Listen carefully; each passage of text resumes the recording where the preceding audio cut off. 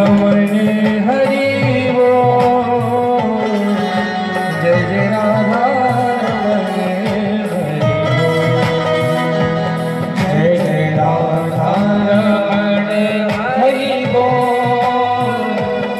जय जय राधा रमण हरि बोल, जय जय राधा रमण हरि बोल, जय जय राधा रमण हरि बोल,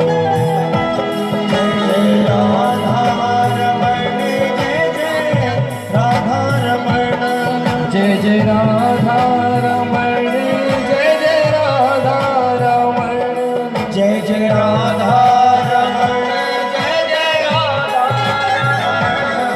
जय जय राधा रमण, जय जय राधा रमण, जय जय राधा रमण, जय जय राधा रमण हरि बोल, जय जय राधा रमण हरि बोल, जय जय राधा रमण हरि बोल, जय जय राधा रमण हरि जय हो।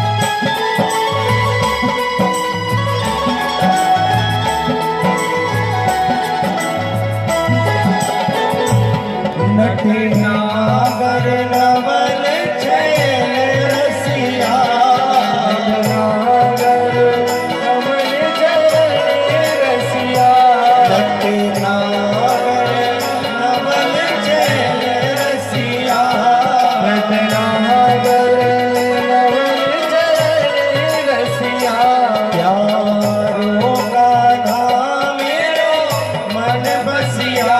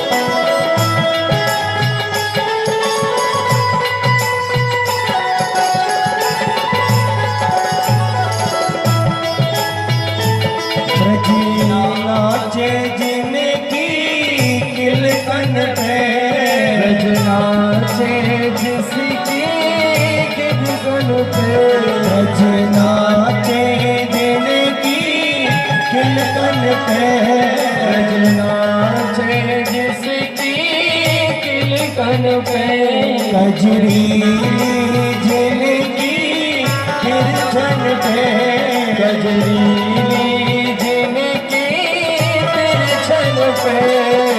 रस के रस के हरे हैं तपो, जय जय राधा रमण हरि बोल, जय जय राधा रमण हरि बोल, जय जय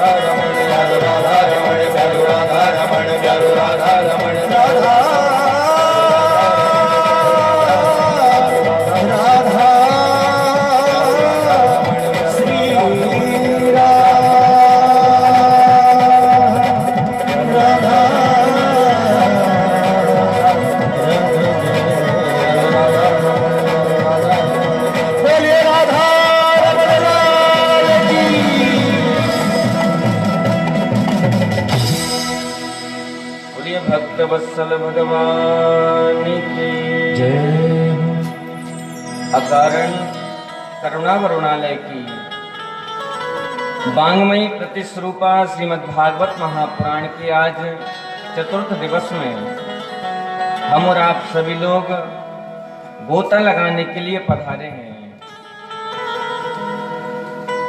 मंच एवं पांडाल में उपस्थित समस्त विद्युत ब्राह्मण जनों के चरणों में दास का बारंबार प्रणाम एवं कथा सुनने दूर दूर से आए सभी के हृदय में विराजमान भगवान श्री श्याम सुंदर लाल को प्रणाम।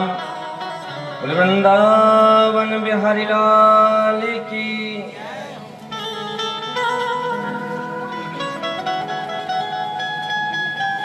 पुनः फिर एक ही बात, भाग्योदयेन बहुजन्म समर्जितेन सत्संगमं च लभते पुरसो यदा वै कोटि जन्म के पुण्य जब उदय होत एक संग तब मिटे मन की मलिनता और फिर भावे सत्संग।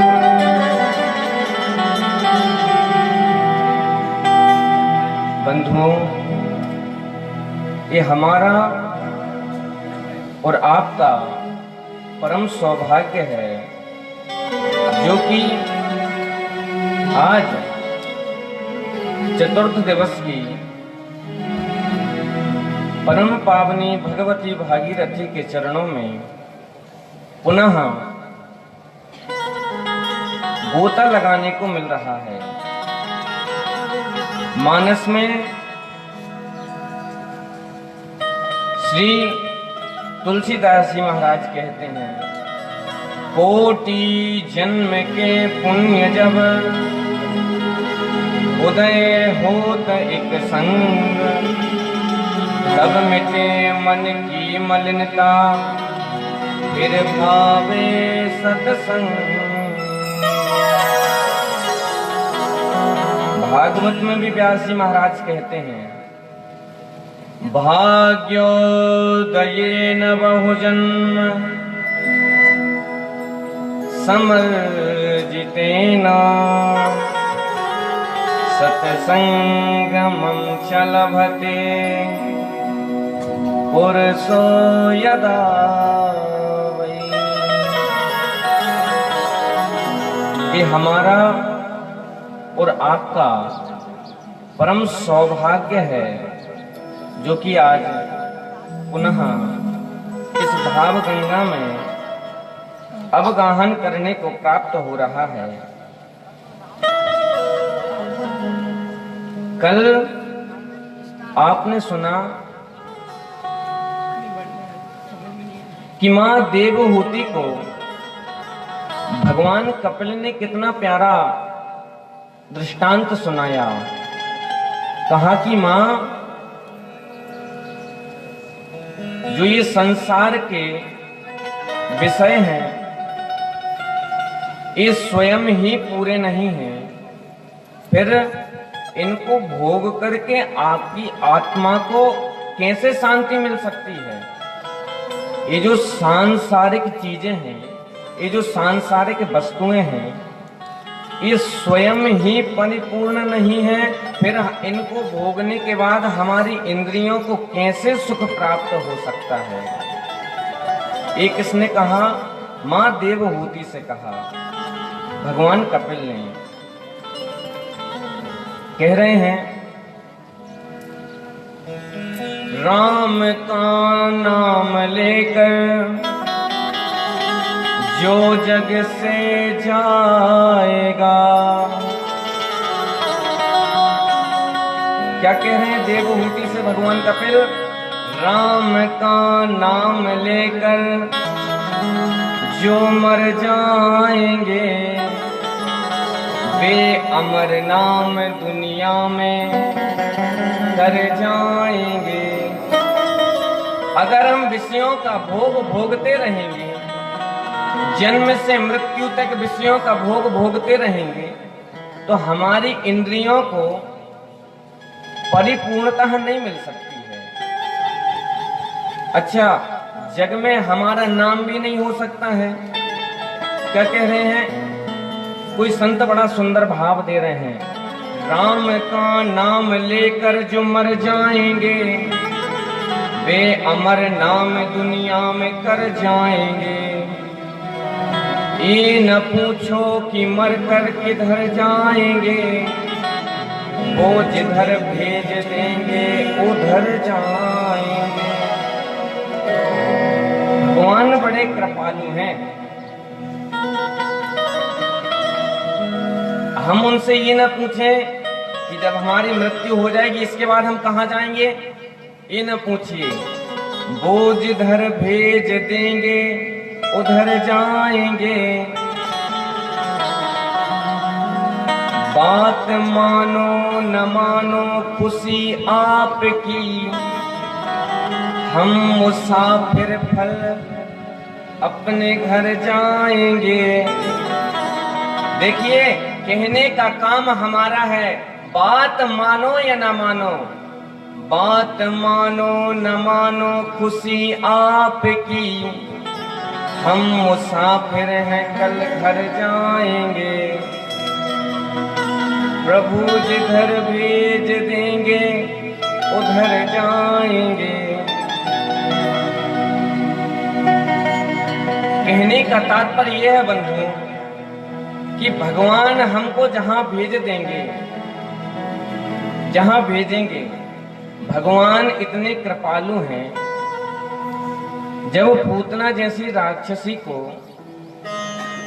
भगवान अपनी माता यशोदा को जो गति बाद में दी थी, वो पूतना राक्षसी को पहले दे दी, तो क्या हमको नहीं देंगे? कहते हैं भगवान के नाम में, भगवान के स्मरण में विश्वास रखिए। कहते हैं ना, भवानी शंकर वंदे श्रद्धा विश्वास रूपिणम। भगवान के नाम में श्रद्धा रखिए। कोई भी काम हम करते हैं, जब हम नाई की दुकान पर जाते हैं, महाराज कनपट्टी पे जब वो छुरा रखता है तो हमको कितना विश्वास होता है कि अरे ये बाल ही साफ करेगा, हमारा कान नहीं काटेगा। तो हम दुनिया वालों पे तो बड़ा विश्वास करते हैं, पर परमात्मा पे विश्वास नहीं करते हैं। क्या कहते हैं? श्रद्धा विश्वास रूपिणौ। भगवान को श्रद्धा से भजिए, भाव से भजिए।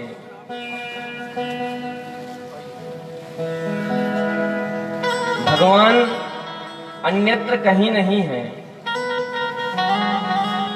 वो तो केवल और केवल हमारे हृदय में है। कहते हैं न मंदिर में न मस्जिद में, न मंदिर में न मस्जिद में, न काबा कैलाश में। न मंदिर में है न मस्जिद में है, न काबा कैलाश में। मोह को कहाँ ढूंढे रे बंदे, मैं तो तेरे पास में। भगवान कहीं नहीं है, भगवान केवल हमारे हृदय पटल पर हैं, हमारे हृदय भवन में बैठे हैं।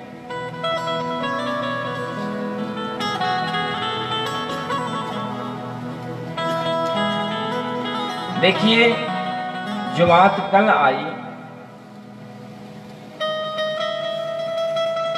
कि अब जैसे कई लोगों को एक प्रश्न रहता है कि महाराज हम पितृपक्ष में क्यों खिलाएं अपने परदादा को?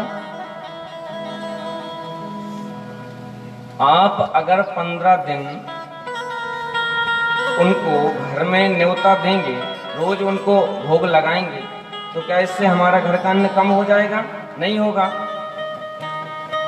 पर जो ज्यादा पढ़ जाते हैं वो इन चीजों का तिरस्कार करने लगते हैं।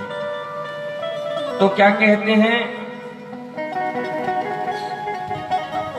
विद्या पढ़ करता फिरे और को अपमान। कौन का अपमान? जो कर रहे हैं ना, जो नित्य क्रिया अपनी कर रहे हैं, उनका अपमान करता फिरता है। विद्या पढ़ करता फिरे और को अपमान। नारायण विद्या नहीं ताही अविद्या जान। अगर उस विद्या के अनुसार उसने भगवान को नहीं भजा है, भगवान को नहीं जाना है, तो वो अविद्या है। मानो कि उसने वो विद्या को ग्रहण करा ही नहीं है।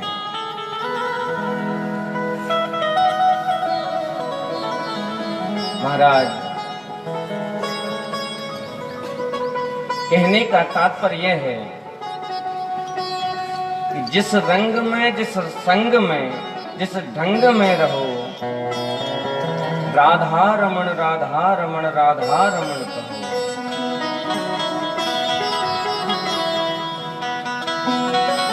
कल आपने श्रवण करा महाराज, कपिल भगवान अपनी माता देवहूति को बड़ा सुंदर भाव देते हैं। माँ, आपने विषयों के भोगों को तो खूब भोगा है, पर आपने जो संसार के भगवान है ना, उनको नहीं भजा है। तो माँ देवहूति ने पूछा, संतों की परिभाषा क्या है? तब भगवान कपिल ने बड़े सुंदर भाव से बताया, माँ, कि संतों की परिभाषा सरल स्वभाव के होते हैं, सच्चे मन के होते हैं, किसी पर क्रोध न करने वाले होते हैं, हर हाल में खुश रहने वाले होते हैं, स्वयं के दुख से दुखी नहीं होते। कब दुखी होते हैं? जब हमको दुखी देखते हैं तब महाराज दुखी होते हैं। अब चतुर्थ स्कंद में महाराज, मनोस्तु सतरूपायां त्रिंसा कन्यास्य जग्निरे आकूतिर्देवहूतिस्या प्रसूतिरिति विश्रुता। पहले मनु महाराज की कन्याओं का वर्णन करा। अब मनु महाराज की कल देवहूति का सुनाया कि महाराज माँ देवहूति का भगवान करदम जी के साथ विवाह हुआ। अब जो 2 पुत्री थीं, एक का महाराज दक्ष प्रजापति के साथ हुआ।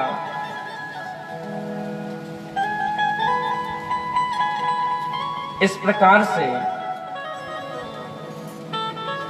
वर्णन पहले स्वयंभू मनु की पहले तीनों कन्याओं का वर्णन सुनाया है, और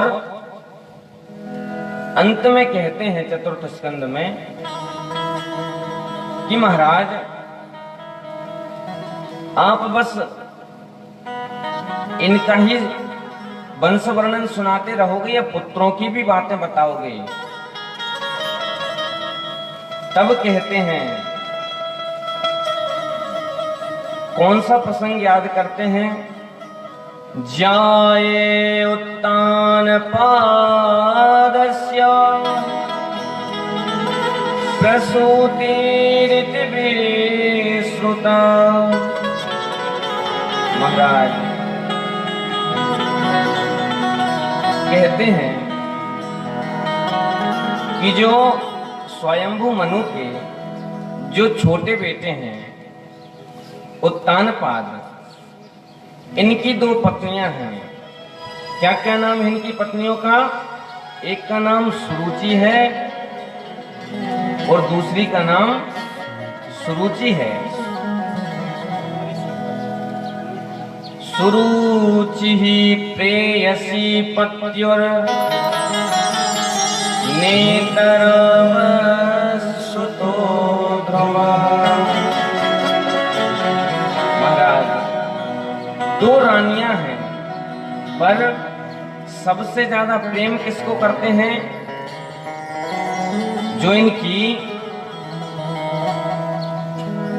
छोटी पत्नी है उसको। एक दिन क्या हुआ कि जब राजा की गोद में बैठे ध्रुव को देखा, उत्तम को देखा, तो ध्रुव जी ने भी बैठने का संकल्प किया कि चलो मैं भी चलती हूं, अपने पिता की गोद में जाकर के बैठती हूं।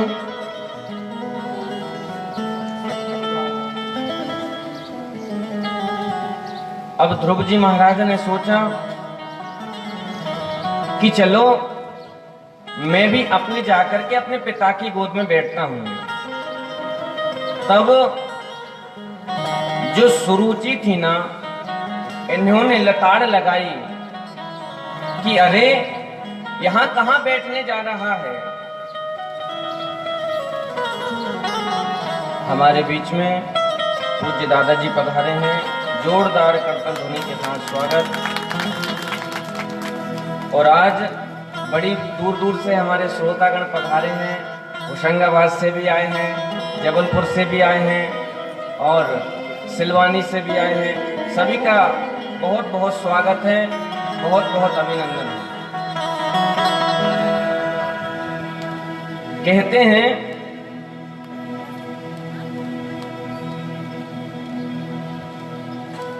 कि जब ध्रुव बैठने की चेष्टा करी, जब ध्रुव ने, तो मां जो सुरुचि थी ना, इन्होंने उनको गोद से, पिता की गोद से उठा दिया। क्यों उठा दिया? सुरुचि और सुनीति का मतलब क्या होता है?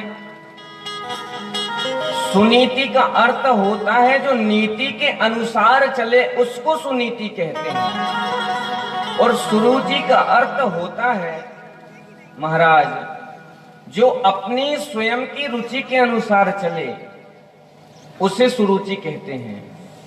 अब उत्तम है। अब कहते हैं आगे कि जब इसका नाम राजा उत्तानपाद के छोटे बेटे का नाम उत्तम है, तो फिर इसका जो सांसारिक धर्म है, इसका जो जीवन है, वो क्यों अंधकार में पड़ा? तो देखिए, एक होता है उत्तम, दूसरा होता है तम। उत्तम का मतलब होता है अति उत्तम, बहुत अच्छा, और तम का मतलब होता है अंधकार।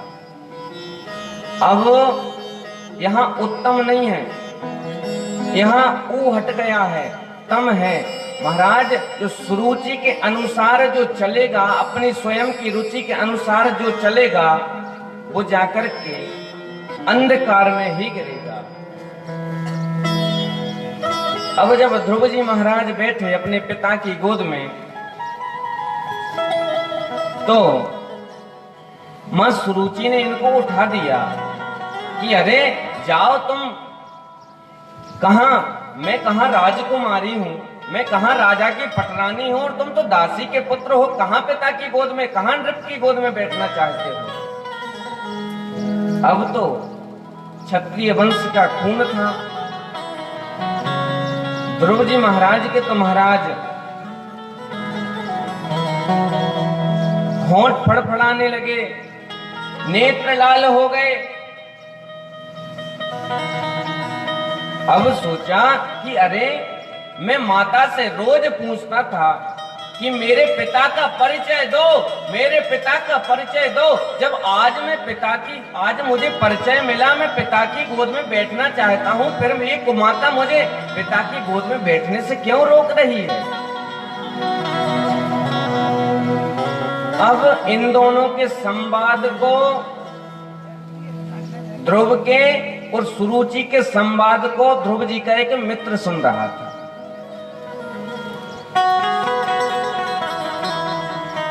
अब क्या हुआ, ध्रुव जी के जो नेत्र हैं ना बड़े बड़े,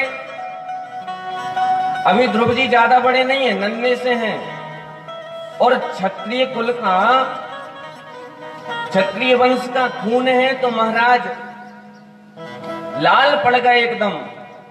नैनन में नीर अपमान जानी भरे आए।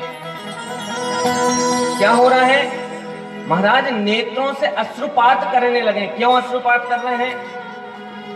माता के वचन बुरे नहीं लगे हैं, अपमान हुआ है वो बुरा लगा, इसलिए आंखों से नेत्रों से आंसू बहने लगे हैं। नैनन में नीर अपमान जान भरी आए, तात मुख तात कौन धीर हूँ बधाई है। अब तो सोचते कि मैं जरा सा बड़ा होता तो उचट के पिता की गोद में बैठ जाता, ये सोच रहे हैं। ये माता मुझे कुमाता कहां से रोक सकती? देखिए अभी ध्रुव जी के मन में क्या चल रहा है कि इसने पिता की गोद से मुझे उठाया तो ये कुमाता हुई। अभी आगे संबोधन करते हैं, अभी कुमाता कह रहे हैं, ताकत मुख तात कौन धीर हूँ बधाई है, रोष की प्रचंड आग जाग उठी अंतर में।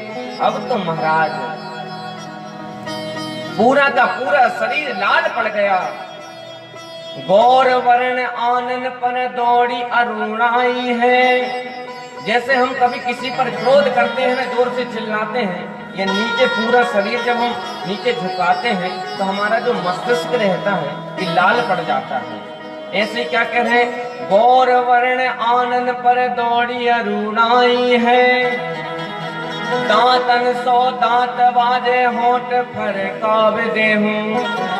अब तो दांत किटकिटाने लगे। जैसे महाराज कब, जब हम ठंडी में कहीं से आ रहे होते हैं ना, तो गाड़ी पे जब हम स्वेटर नहीं हो हमारे पास, तो जब दांत किटकिटाते हैं ना, ऐसे दांतन सो दांत बाजे होठ फरकाव देहूं,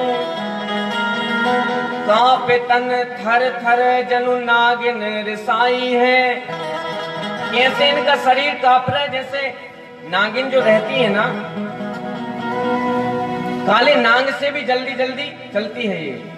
कांपे तन थर थर जानु नगिन रिसाई है। अब जो इनका मित्र खड़ा था ना, वो इनके वेग को सहन नहीं कर सका। सकान समार दौड़ आया जननी के पास।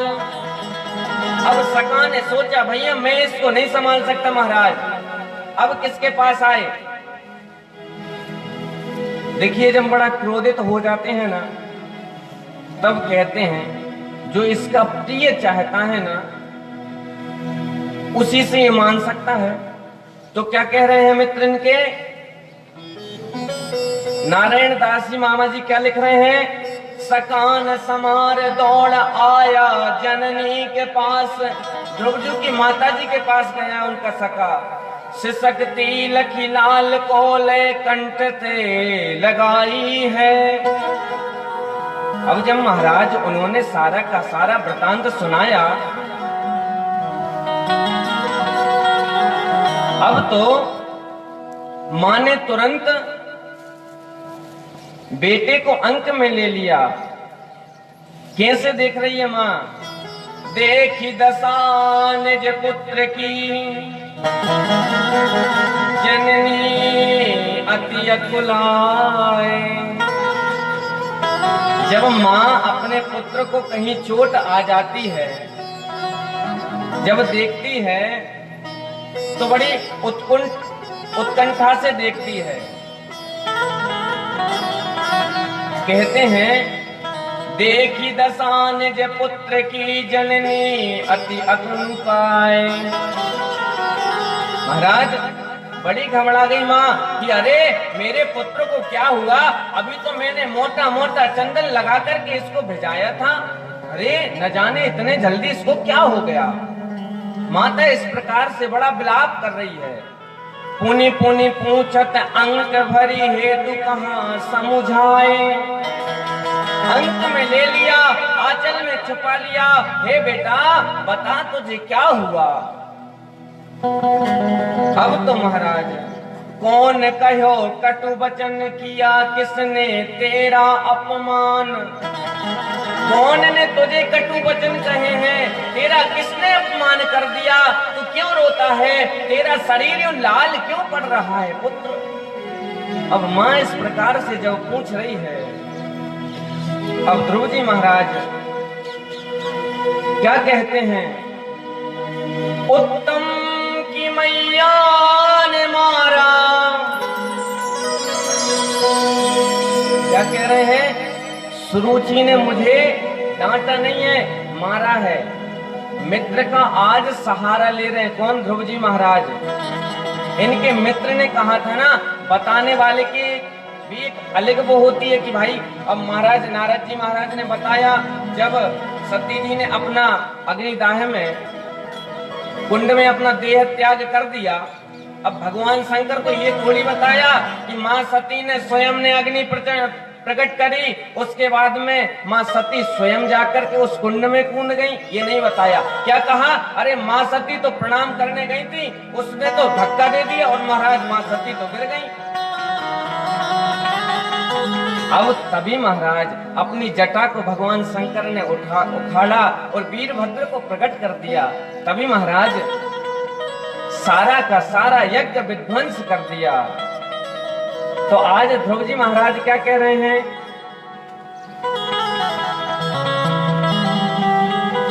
ध्रुव कहते हैं माँ मुझे सौतेली के बचनों ने मारा है। माँ मुझे अन्य किसी ने नहीं मारा है, मुझे तो मेरी सौतेली माँ ने मारा है। सुनकर बातें विषय भरी रहे पिता भी मौन। माँ ठीक है, मैं पिता की गोद में बैठ रहा था, वो तो अच्छी बात है। माता कुमाता ने मुझे अपशब्द कहे, वो भी अच्छी बात है। पर जब हम दोनों के संवाद को पिता ने सुना ना, तो वो भी मौन रहे। सबसे ज्यादा दुख इस बात का है, और कोई दूसरी बात का दुख नहीं है। मेरा शरीर लाल इसलिए पड़ रहा है क्योंकि पिता मौन रहे।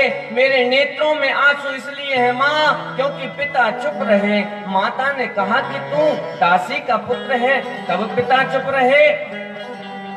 कुमाता ने कहा अरे तू तो घर में काम करने वाली का पुत्र है, तभी भी पिता चुप रहे। माँ मुझे और कोई बात का दुख नहीं है, मुझे तो और इसी बात का दुख है कि पिता भी हम दोनों के संवाद को सुनकर के चुप रहे।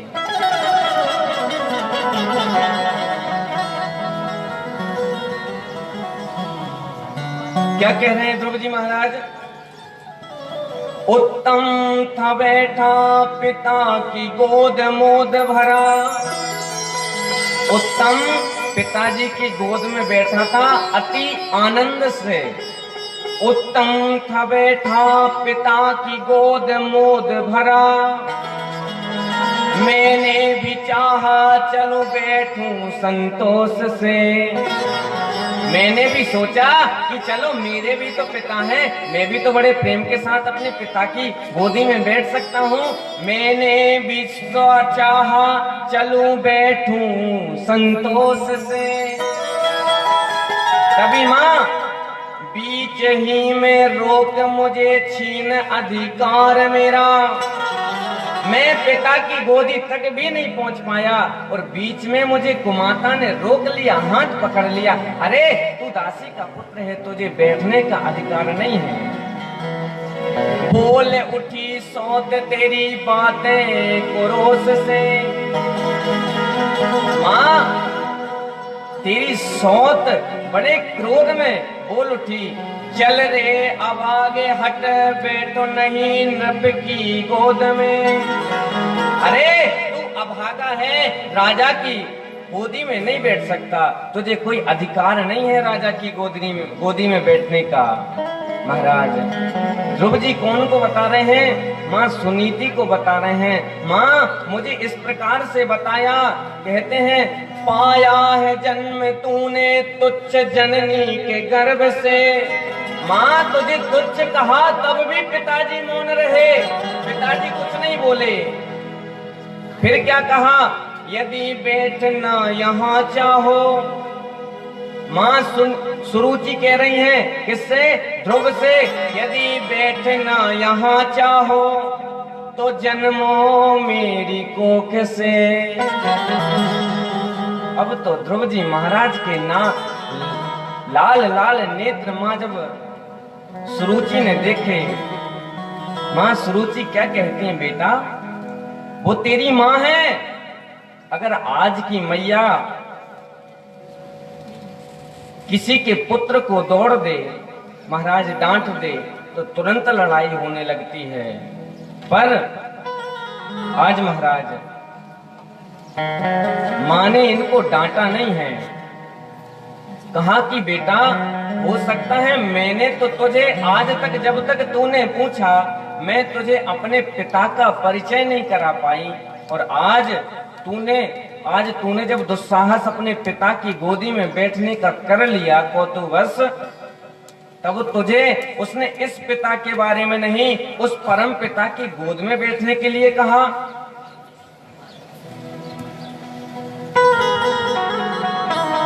कहती हैं बेटा तू कुमाता की बातों को मान और जा जंगल में भजन कर। अब तो ध्रुव जी महाराज कहते हैं माँ तू मुझे जंगल में भेजना चाहती है, पर माँ कहती है बेटा तू जा, आज उसी माता के वचनों पर चल, तेरा एक दिन कल्याण हो जाएगा और तुझे इस पिता की गोदी में बैठने की जरूरत नहीं है। जब तू अगली बार आएगा तो तुझे परम पिता की गोदी मिलेगी, तो उसी की गोदी में बैठा मिलेगा मुझे। इस प्रकार से जब उपदेश दिया, ध्रुव चले हैं महाराज जंगल के रास्तों से।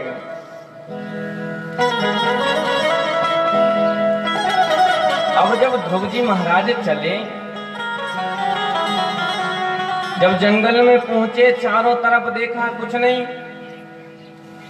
अब क्या देखते हैं? नारद जी महाराज ने देखा कि अहो तेजा क्षत्रियाणाम, एक ऐसा अद्भुत बालक है, थोड़ा सा भी इसका मान भंग हुआ कि देखो ये परमात्मा को पाने के लिए चला है।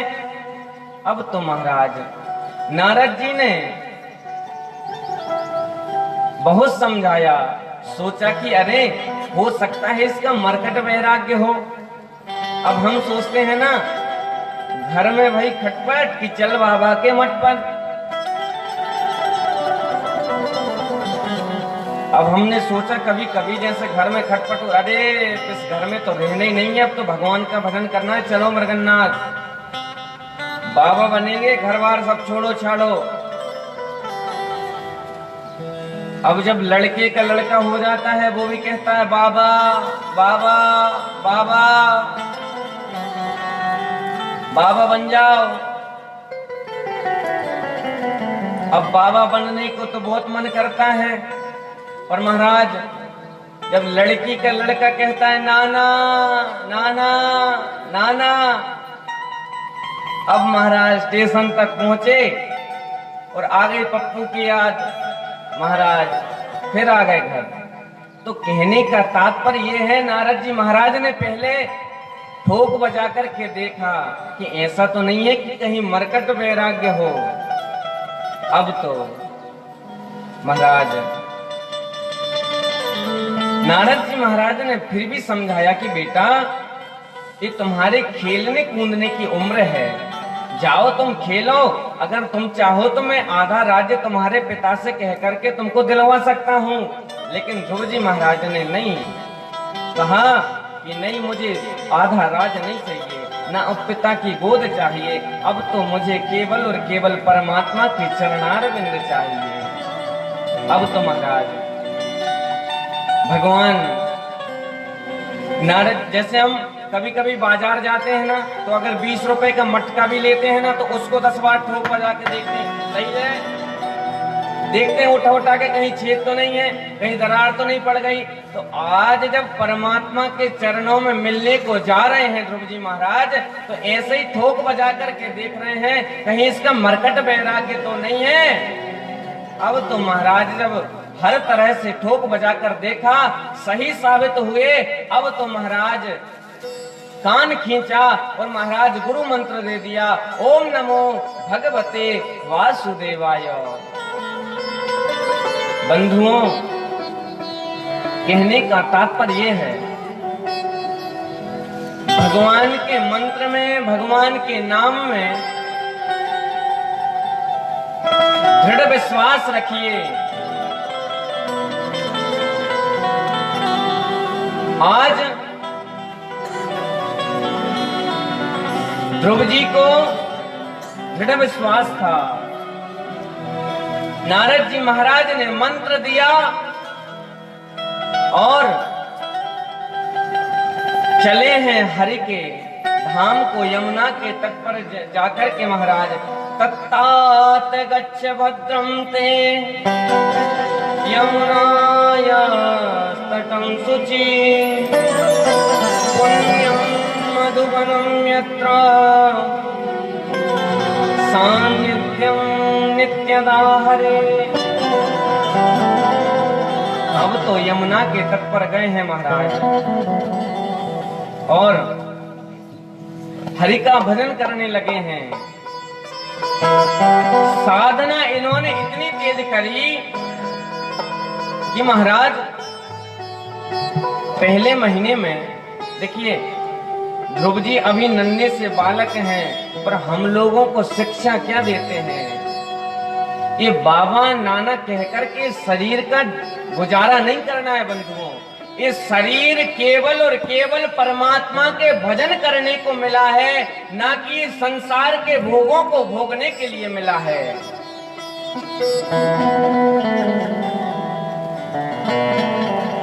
कल भी वही बताया था, खान पान और भोग में पशुआ भी चतुर सुजान।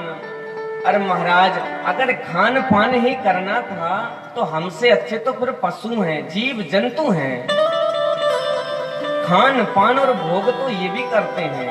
मनुष्य योनि केवल और केवल एक ऐसी चाबी है, आप जब तक चाबी नाम से, चाबी मान लीजिए आप माला, जब तक आप चाबी को घुमाएंगे नहीं, जब तक आप माला में राम नाम का स्मरण नहीं करेंगे, तब तक मोक्ष का द्वार खुलने वाला नहीं है बंधुओं। इस संसार में आना जाना आवागमन लगा रहेगा। आप कितनी भी महल अटारी बना लें, पर महाराज कोई टिकने वाला नहीं है यहाँ। कहने का तात्पर्य है कि ध्रुव जी महाराज हमको बड़ी सुंदर शिक्षा देते हैं। क्या, जब महाराज यमुना के तट पर गए तो भजन करने लगे। पहले महीने में क्या करते हैं, तेरा त्रांते तेरा त्रांते कपेत बदरासना।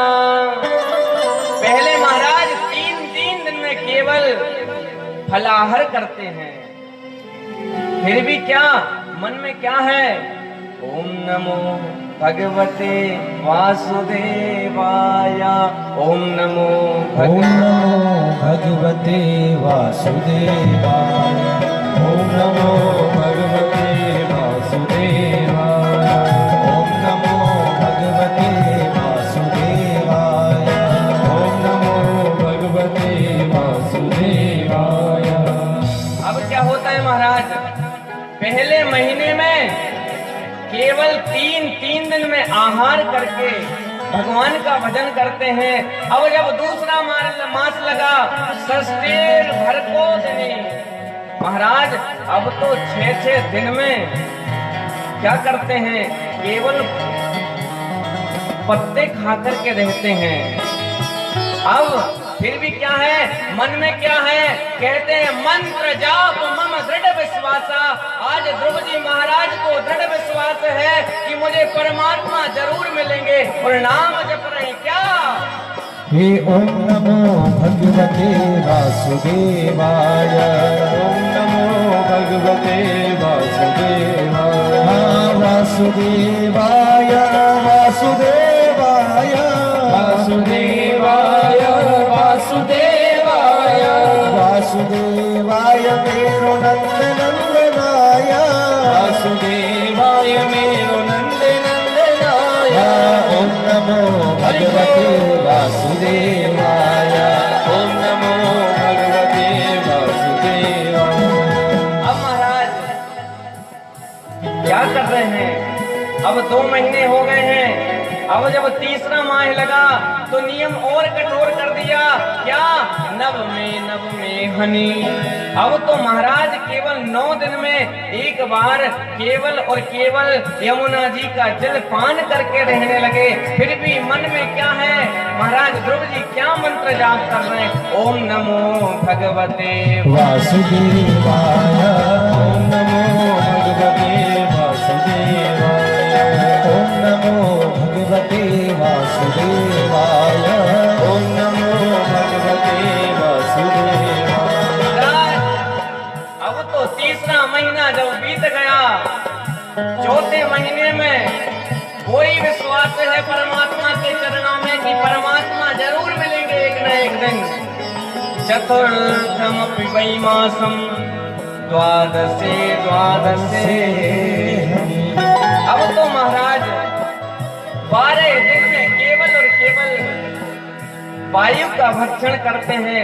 फिर भी मन में वही हरि का नाम है, वही गोविंद के प्रति आस्था है, वही फिर भी नाम जप स्मरण कर रहे हैं। क्या? ओम नमो भगवते वासुदेवाय। ओम नमो भगवते वासुदेवाय। वासुदेवाय नंद नंदनाय वासुदेवाय नंद नंदनाय वासुदेवाय राधा वल्लभाय वासुदेवाय राधा वल्लभाय। ओम नमो भगवते वासुदेवाय।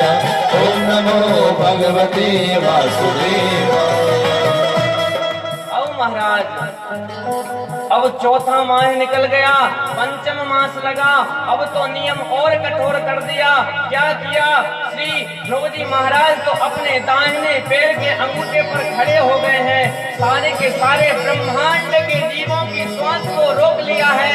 महाराज भगवान के प्रति विश्वास है। क्या नाम जप रहे हैं? ओम नमो भगवते वासुदेवाय। ओम नमो भगवते वासुदेवाय। ओम नमो भगवते वासुदेवाय। ओम नमो भगवते वासुदेवाय। ओम नमो भगवते वासुदेवाय।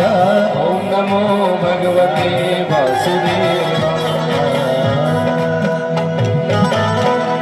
महाराज ध्रुव जी को अभी दृढ़ विश्वास है कि मुझे परमात्मा जरूर मिलेंगे।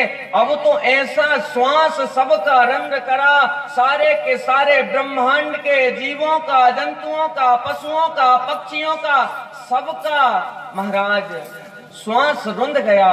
अब तो महाराज सारे के सारे देवता कहाँ गए? भगवान के पास, ब्रह्मा जी के महाराज के पास गए और क्या प्रार्थना करते हैं? नैवं विदामो भगवन् प्राणरोधं चराचरस्याखिल सत्त्वधाम्ना। महाराज अब तो केवल और केवल गोविंद को ही भज रहे हैं। अभी भी मन में दृढ़ विश्वास है कि गोविंद जरूर मिलेंगे, गोविंद जरूर मिलेंगे। और अभी भी वही बाकी झांकी याद है। अब तो महाराज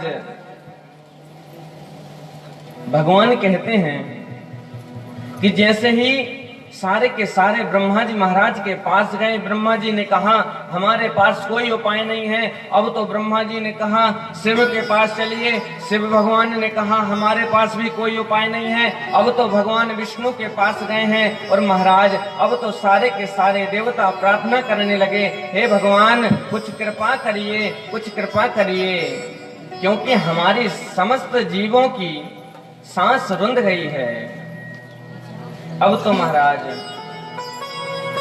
जब भगवान ने कहा कि आपको चिंता करने की जरूरत नहीं है, भगवान साक्षात ध्रुव के सामने प्रकट हो गए।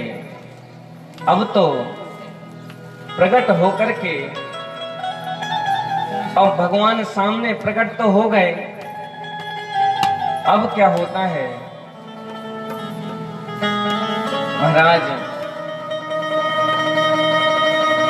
हमारे बीच में हमारे फूफा जी श्री पंडा शर्मा जी पधारे हैं। जोरदार करतल ध्वनि के साथ स्वागत।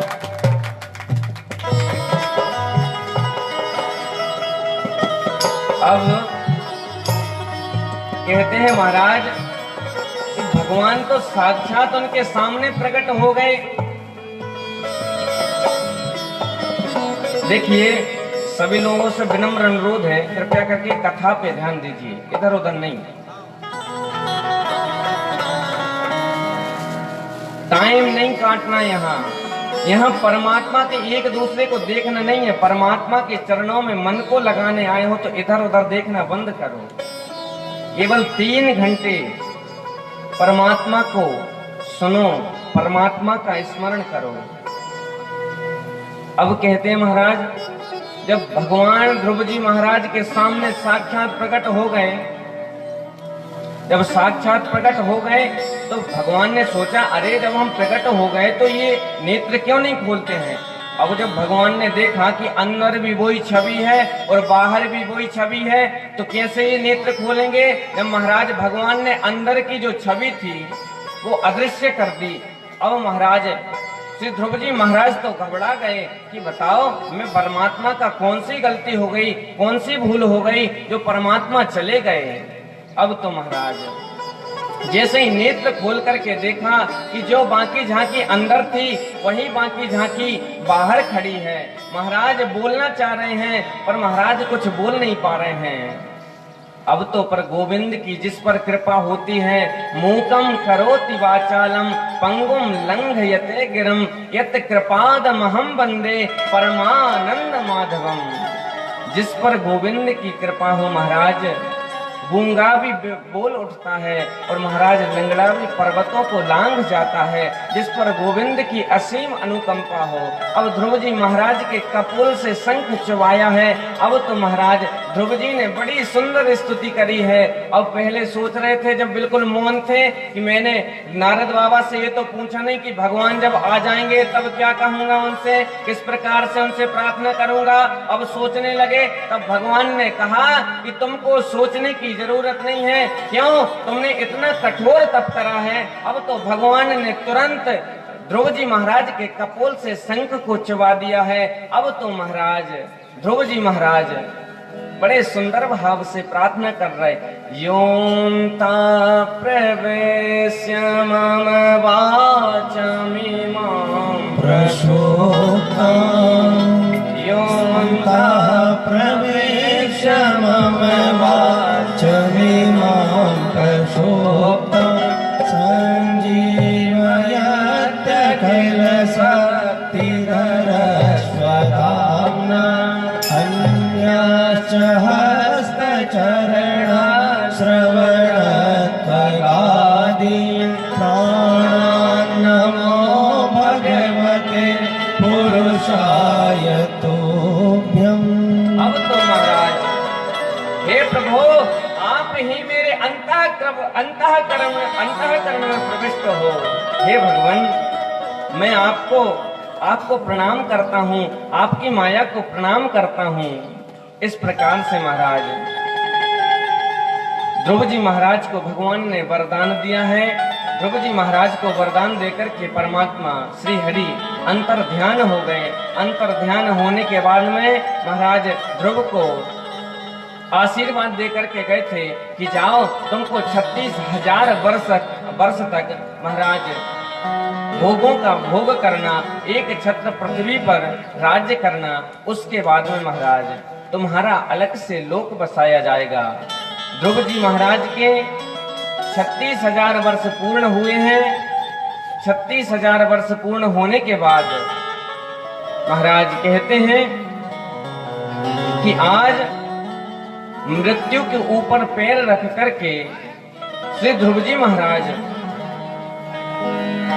गए हैं। आगे चल करके महाराज इन्हीं के वंश में महाराज अंग हुए।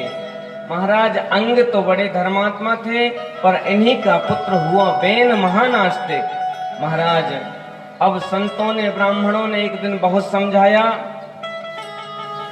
क्या हुआ कि जब अपने स्वयं के पुत्रों के कार्य से महाराज अंग दुखी हो गए तो अपने राज्य में ही गुफा में छिप गए।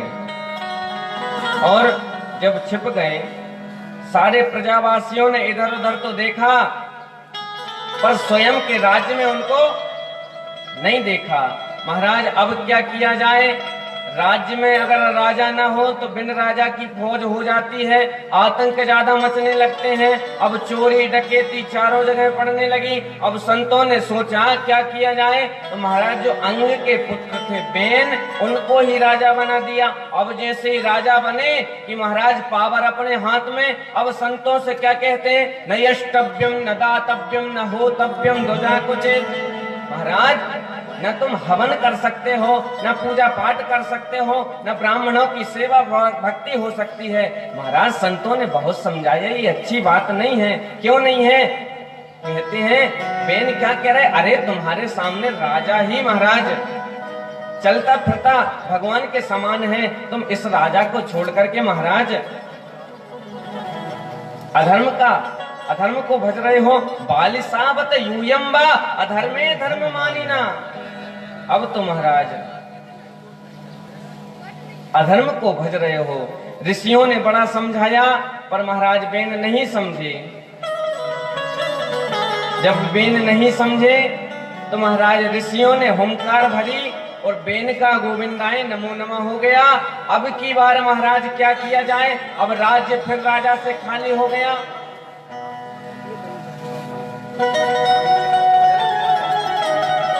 अब राज्य फिर खाली हो गया। जब फिर खाली हो गया तो क्या हुआ कि महाराज बेन की जंघा का मंथन करा। और पहले मंथन करा तो एक काला करूटा पुरुष निकला। उसके बाद में महाराज उसने पूछा ऋषियों से क्या आज्ञा है? तब ऋषियों ने कहा कि निशीथ तुम चुपचाप बैठ जाओ। उसका नाम ही निषादराज पड़ गया। दोबारा मंथन करा। अब तो महाराज पृथु भगवान का प्रादुर्भाव हुआ है। श्रीवत्स आदि कौस्तुभ मणियों के चिन्ह देखे हैं। सारे के सारे संत महाराज बड़े प्रसन्न हो गए। और जैसे ही अर्ची और पृथु भगवान का प्रादुर्भाव हुआ, अब तो संत उनकी महाराज प्रार्थना करने लगे, यशों का गान करने लगे। तब पृथु भगवान ने कहा कि अरे बिना राजा ने कुछ करा ही नहीं है और तुम पहले से महाराज उसका मनोमर्दन करने लगे। अब जब तुम बिना करे ही इतने गुणगान कर रहे हो तो फिर राजा को करने की जरूरत क्या है? अब हम कहें अरे हमारे यहाँ के विधायक साहब तो बहुत अच्छे हैं, सरपंच साहब बहुत अच्छे हैं। इस प्रकार से कहा कि महाराज आप बिना कुछ करे अभी से प्रार्थना न करिए। तब महाराज राजा पृथु के समय में अकाल पड़ा। तब महाराज इन्हीं पृथु महाराज ने पृथ्वी को गाय के रूप में दोहन करा है। सारे रत्नों को महाराज निकाला है। अब तो पृथ्वी ने पहले मना करा कि मैं आपको ये रत्न नहीं दे सकती हूँ। तब महाराज तलवार लेकर के दौड़े महाराज पृथु। तो पृथ्वी ने कहा कि महाराज आपके पिता ने बड़ा अनादर करा था, इसलिए मैंने अपनी कोख में सारे रत्नों को छिपा लिया था। अब तो महाराज दोबारा कहा कि हे माँ अब तुम्हारी धर्म की रक्षा होगी, तुम आओ, तुम्हारी हम रक्षा करेंगे। अब पृथु महाराज ने महाराज गाय का दोहन करा है, जिसमें हमारे जो हम जमीन में जो बोते हैं ना, जो अन्न निकलता है, महाराज पृथु ने निकाला ही पृथु महाराज ने दोहन करा है। अब तो इन्होंने बहुत यज्ञ करे। एक दिन महाराज कौन आए, सनकादि, इन्होंने प्रजावासियों को बुलाया। जब प्रजावासी इनके पास आ गए तब प्रजावासियों से इन्होंने कहा कि देखिए, जब राजा कुछ प्रजा के लिए अच्छा करता है तो उसका प्रजा वालों का धर्म बनता है कि उसको कर के रूप में कुछ देना चाहिए, कर के रूप में कुछ देना चाहिए। तब कहा कि अरे महाराज, सारी की सारी जनता जनार्दन मान गई।